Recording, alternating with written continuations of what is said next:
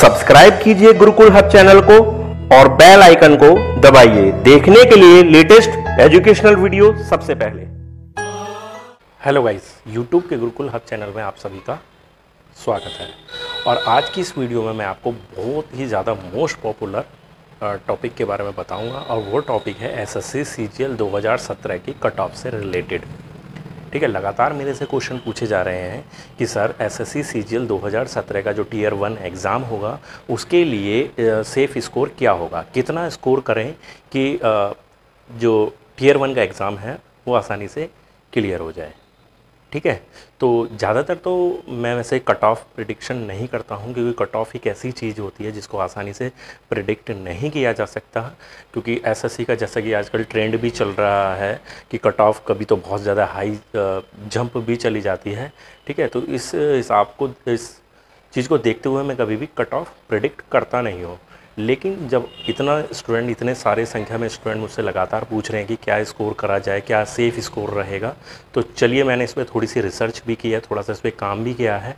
तो उसके बाद मेरे को एक फाइनली कंक्लूज़न जो मिला है कि इसका स्कोर क्या सेफ़ स्कोर हो सकता है, तो मैं आपको आज इस वीडियो के ज़रिए बता देता हूँ। तो जिससे कि आपको अभी करीब करीब मैं मानता हूँ 25-26 दिन हैं पेपर स्टार्ट होने में, तो आपको थोड़ी सी हेल्प मिलेगी, एक स्कोर अपना एक सेफ़ स्कोर के हिसाब से आप प्रिपरेशन कर सकते हैं। ठीक है, तो सबसे पहले बात करते हैं लास्ट ईयर की। लास्ट ईयर जो कट ऑफ रही थी वो रही थी 137.5। 137.5 कट ऑफ रहने के पीछे जो सीधा सीधा रीज़न रहा था, वो सबसे बड़ा रीज़न था कि पेपर जो था वो बहुत ही ज़्यादा ईजी आ गया था ठीक है, कंपैरिजन टू लास्ट ईयर। अगर लास्ट ईयर के एसएससी सीजीएल के एग्ज़ाम की बात की जाए तो लास्ट ईयर का 2016 का जो एग्ज़ाम था वो प्रीवियस, उससे पहले वाले एग्ज़ाम 2015-16, ठीक है, सॉरी 2013-14 या उससे पहले के एग्ज़ाम से उनके कंपैरिजन में ज़्यादा आसान था।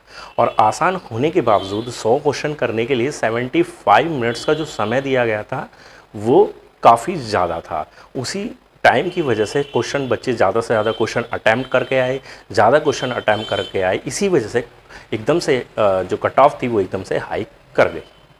ठीक है, तो अब इस बार की बात की जाए तो वहाँ पर सबसे बड़ा रीज़न ये रहेगा कट ऑफ को थोड़ी कट ऑफ जो इतना हाई नहीं जाएगी, उसके लिए जो रहेगा मेन रीज़न रहेगा वो ये है कि इस बार 15 मिनट्स का टाइम कम कर दिया गया है। 15 मिनट्स पूरी तरह से रिड्यूस कर दिए गए हैं यहाँ पर। तो अगर 60 मिनट में 100 क्वेश्चन की बात आती है तो वहाँ पर जो कट ऑफ है उस पर थोड़ी सी तो लगाम लगेगी।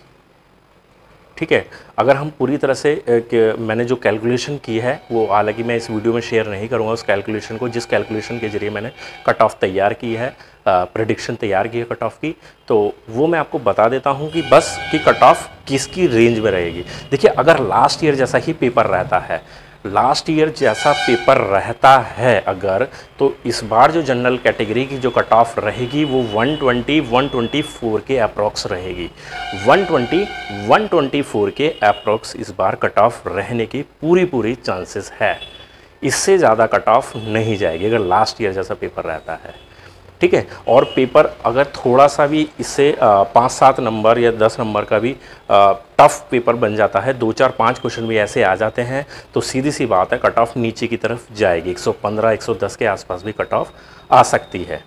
ठीक है, तो इस चीज़ को ध्यान में रखें आप कि कट ऑफ 120 और 124 के आसपास रहने की पूरी संभावना है। जो मेरी प्रेडिक्शन है, जो मेरी कैलकुलेशन है, मैंने जो प्रीवियस सारे एग्ज़ाम पे थोड़ी सी रिसर्च की है कुछ घंटे बैठकर, ठीक है, देखा है पेपर का सारे पेपर्स को देखा है, उसको ढंग से उसका एनालिसिस किया है, उसके बाद ही मैंने ये सब प्रेडिक्शन यहाँ पर लेकर आया हूँ। मैं कोई भी बात ऐसे ही झूठ मूठ तौर पर ऐसे कुछ भी नहीं कहता।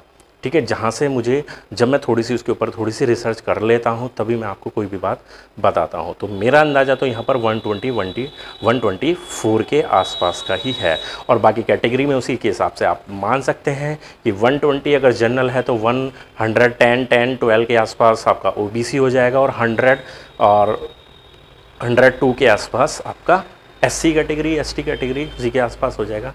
ठीक है, तो मेन यही है कि 120 का स्कोर तो मिनिमम से मिनिमम आप अचीव करके चले। लेकिन देखिए 120 पर स्कोर करने से भी कुछ नहीं होगा। अब आते हैं मेन मुद्दे पर, ठीक है, मैंने आपको कट ऑफ बता दी, ठीक। अब आते हैं मेन मुद्दे पर कि 120 आप ले भी आते हैं तो भी आप ये नहीं सोचना चाहिए आपको कि आप फाइनली सिलेक्शन ले लेंगे, क्योंकि फाइनली सिलेक्शन जो होगा वो होगा हमारे मेंस के मार्क्स के अकॉर्डिंग, क्योंकि मेंस हमारा 400 मार्क्स का पेपर होता है, तो उसमें हम जितने ज़्यादा से ज़्यादा मार्क्स लेकर आते हैं वो कहीं ना कहीं हमारे लिए बेनिफिशियल रहता है। लेकिन अगर हम टीयर वन में भी हम जो मिनिमम कट ऑफ है उससे 10 से 20 मार्क्स भी अगर ऊपर लेके जाते हैं तो हमारा फाइनल सिलेक्शन में काफ़ी बेनिफिट रहता है। तो यहीं से मैं आपको यही कहना चाहूँगा कि अगर 120 की कट ऑफ बनती है तो 31, 30, 35 प्लस का स्कोर आप बनाकर चलें, ठीक है। कोई बड़ी बात नहीं है, बहुत ही आसानी से बनाया जा सकता है, ठीक है। बस आप मैथ रीजनिंग पर एक अच्छी कमांड करके चलें, 90 प्लस का स्कोर बना के चलें। मैथ रीजनिंग में इंग्लिश पर अच्छी कमांड करें, क्योंकि इंग्लिश पर आपकी कमांड वैसे भी अच्छी होनी चाहिए, क्योंकि टीयर 2 में 200 मार्क्स का है। तो टीयर 1 में ही टीयर 2 के हिसाब से प्रिपरेशन करें, इंग्लिश को एक मेन तैयारी में शामिल करें, अपने इंग्लिश और मैथ को एक मेन तैयारी के साथ शामिल करें। बाकी रीजनिंग तो सभी बच्चों की हो जाती है, थोड़ी सी प्रैक्टिस की ज़रूरत होती है ना। तो और जी के थोड़ा थोड़ा पढ़ते रहें, लेकिन वही है कि मैथ रीजनिंग इंग्लिश आपका टॉप लेवल पर अगर स्कोर कर जाते हो आप, वहाँ पर एक टॉप लेवल तैयारी रखते हो आप, ये मान के चलिए। देखिए मैं आपको एक बहुत ही बेसिक सी बात बताता हूँ, अगर मैथ रीजनिंग और इंग्लिश अगर इन्हीं 3 सब्जेक्ट में आप 120 कर लेते हैं, 120 प्लस का स्कोर कर लेते हैं इन्हीं 3 सब्जेक्ट में, मैथ रीजनिंग इंग्लिश में, तो आपके लिए बहुत ही ज़्यादा अच्छा रहेगा। क्योंकि अगर 15 से 20 मार्क्स भी आप लेकर आते हैं जीएस में तो 135, 140 का स्कोर बन जाता है, जो कि सफिशिएंट रहेगा आपके आगे के लिए, ठीक है। तो इसी तरीके से आप तैयारी करें, ठीक है। बाकी जैसे भी जो भी चीज़ मेरी तरफ से हो सकेंगी आपके लिए, जितना बेहतर से बेहतर मैं आपको सर्विस प्रोवाइड करा पाऊँगा, ठीक है। चाहे वो मैथमेटिक्स से रिलेटेड हैं क्लासेस, वो लगातार चलती रहेंगी, जीएस से रिलेटेड है, रीजनिंग से रिलेटेड है, और इंग्लिश की भी मैं कोशिश कर रहा हूँ, ठीक है, कि कोई हो जाए कुछ समाधान इसका, तो वो भी मैं करने की पूरी कोशिश करूँगा, ठीक है। लेकिन मैथ रीजनिंग और जीएस तो मैं करा ही रहा हूँ, ठीक है। तो वहाँ आपको कोई भी प्रॉब्लम हो वो आप मुझसे पूछ सकते हैं, ठीक है।